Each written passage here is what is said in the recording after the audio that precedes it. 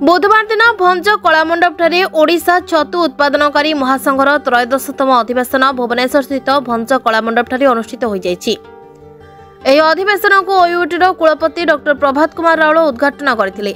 संघर राज्य सभापति डॉक्टर अद्वैत कुमार पात्रଙ୍କ सभापतित्व अनुष्ठित सभारे मुख्य अतिथि रूपे सत्यवादी विधायक श्रीजुक्त ओम प्रकाश मिश्र, कृषि विभाग जुग्म निर्देशक बलराम सुबुद्धि, ओयूटीर संप्रसारण अधिकारी डॉक्टर प्रसन्नजीत मिश्र यथाक्रमे मुख्य अतिथि, सम्मानित अतिथि, मुख्य वक्ता भाव में उद्बोधन देथिले।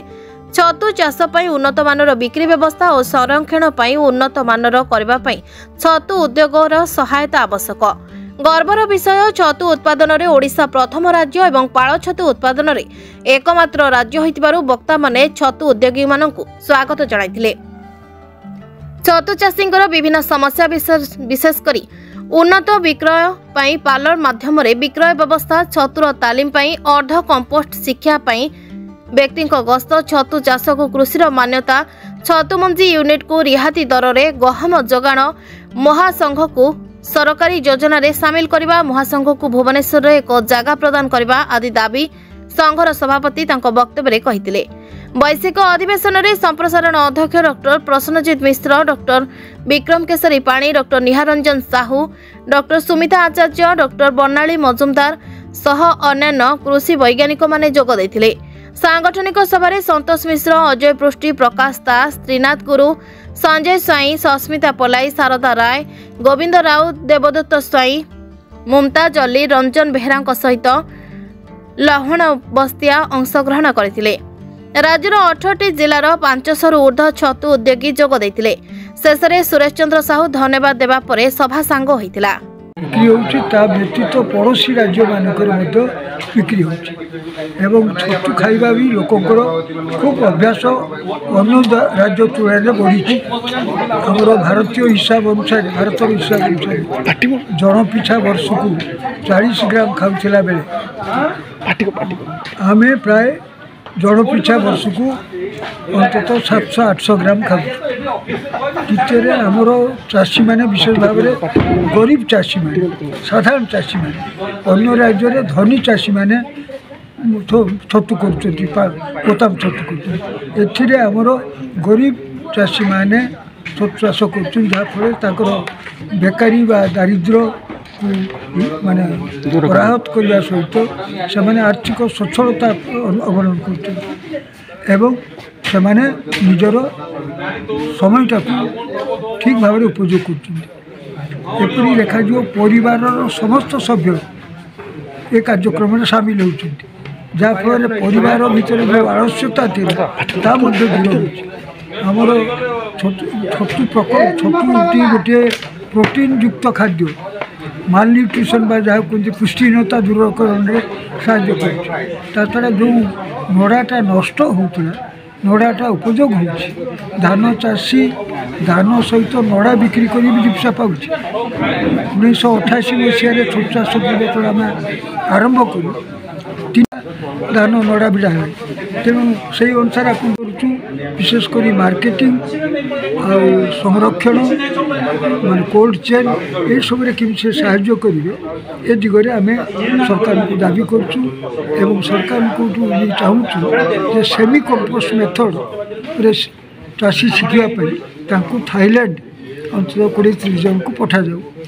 मशरूम शीतल भंडार बोले से शीतल भंडार हेले से बोताम छतु हो पार एक। द्वितीय आम चाहूँ शीतल भंडार दरकार नहीं, आम चाहूँ आमर यहाँ विकेन्द्रीकरण चाष हो विभिन्न गाँव में हो तेणु आमर शीतल जान माने कोल्ड भैन जा कोल्ड चेम्बर युड़िक विभिन्न गाँव में सब्सिडाइज रेट रे दिया जाए। आम एक्सपेरिमेंटाली 2016 ढेंकानाल इंदीपुर जन को कोल्ड भैन दे सब्सिडाइज रेट रे नहीं लोन ये कर जन को कोल्ड चेम्बर दिया यहाँ 4-6 वर्ष धरी भल कम कर छाड़ीदे कारण किंतु सेटा जदि से कार्यक्रमटा जदि अन्य जिला को प्रसारित कराई था ताले ए कार्यक्रमटा खूब सफल होता। मु डॉक्टर सुमिता आचार्य कृषि विज्ञान केन्द्र पुरी रे वैज्ञानिक भाव कार्यरत अच्छी विगत 6 वर्ष है पुरी रे छतु चाष उपरे मु छतु चाषी भाई मान भौणी मान कार्य करुच्ची। आज जो त्रयोदश अधिवेशन है मशरूम फेडरेशन ओडिशार समस्त छतु चाषी भाई भौणी मैंने एकत्रित होते एवं एक कृषक एवं वैज्ञानिक आलोचना चक्र होता जो थे कि छतु चाषी भाई भौणी मानकर किसी समस्या को समाधान करा एवं आमे छतु चाष तो समस्ते करुचे। वर्तमान ओडिशा 34,000 मेट्रिक टन प्रोडक्शन रे पहुँचलानी।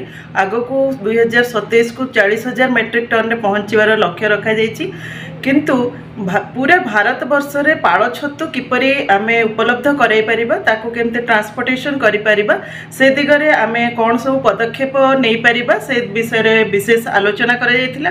ता सहित छतु पाଳ छतु सहित धिंगरी छतु दूध छतु एवं बटन मशरूम किपरि प्रोडक्शन करा जाय परिबो एवं धिंगरी छतुरु विभिन्न प्रकार मूल्ययुक्त खाद्य द्रव्य जेपरि मशरूम सूप पाउडर मशरूम आचार मशरूम बड़ी मशरूम पापड़ सब प्रस्तुत करा जाई ताकू केमती ब्रांडिंग और पैकेजिंग माध्यम रे कृषक उत्पादक गोष्ठी गठन करा जाई कि आमर भारत वर्षर विभिन्न बाजार रे ताकू उपलब्ध करा जाई परिबो एवं छतु चाषी भाई भौणी माने किपरि तार सुजोग नेबे एवं निजर रोजगार को बढ़ाई परिबे से दिगरे विशेष भाव रे आलोचना करा जायतिला।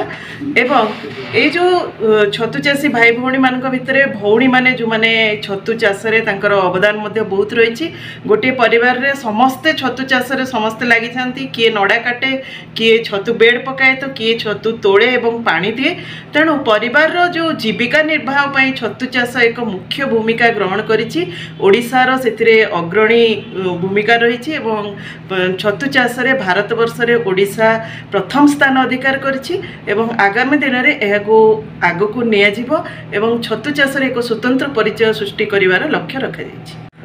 आमर जो कृषक उत्पादक संगठन जोटा कि एफपीओ फार्मर प्रोड्यूसर ऑर्गेनाइजेशन सेटा मिनिमम आमे 500 रु अधिक चाषी भाई भौणी मानकु नेकी करि परिबा।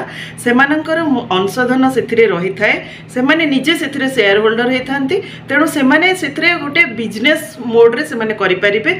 निजर अंशधन जेतिकी रहइबो सरकारंकर सहायता सेतिकी तांकु मिलिबो। सेही अंशधन को उपलब्ध कराई एफपीओ माध्यम रे सेमाने मार्केट रे तांकर जो मनकर छतु चाष रे आमे एफपीओ गठन करिबा जेते छतु उत्पादन होची ताकू कलेक्शन करिबा सेथिरु मूल्ययुक्त पदार्थ तयारी करि परिबा किंबा फ्रेश मशरूम को पैकेजिंग करिकी संगठन माध्यम रे आमे ताकू बिक्री बटा करि परिबा एवं हमर जो शेयर को 2 गुण करि परिबा एवं लाभवान हे परिबा।